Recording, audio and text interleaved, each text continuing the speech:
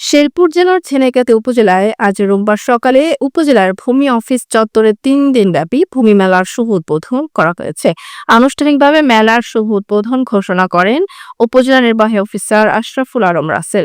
উপজেলার ইউএনও আশরাফুল আলম রাসেলের সভাপতিত্বে মেলার আলোচনা সভায় ভূমি মালিকদের স্বার্থ রক্ষায় দালাল থেকে দূরে থাকে, নিজের কাজ নিজে করেন প্রতিপাদ্য নিয়ে বক্তব্য রাখেন বিএনপির আহ্বায়ক শাহজাহান আকন্দ, যুগ্ম আহ্বায়ক আব্দুল মান্নান, কৃষি সম্প্রসারণ কর্মকর্তা জাহিদ হাসান, প্রাণী সম্পদ কর্মকর্তা ডাক্তার এটিএম ফায়জুর আকন্দ, বীর মুক্তিযোদ্ধা সুরুজ্জামান আকন্দ, সাংবাদিক গোলাম রাব্বানী টিটু সহ আর অনেকেই। এ সময় মেলার সভাপতি ইউএনও বলেন, ভূমি সেবা নিতে এখন ঘরে বসেই অনলাইনেও সেবা নিতে পারেন।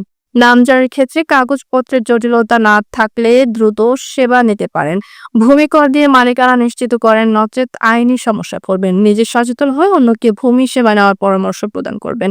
মেলায় ভূমির কর দিয়ে জমির সমস্যা সমাধানে এগিয়ে আসার আহ্বান রাখেন এই কর্মকর্তা।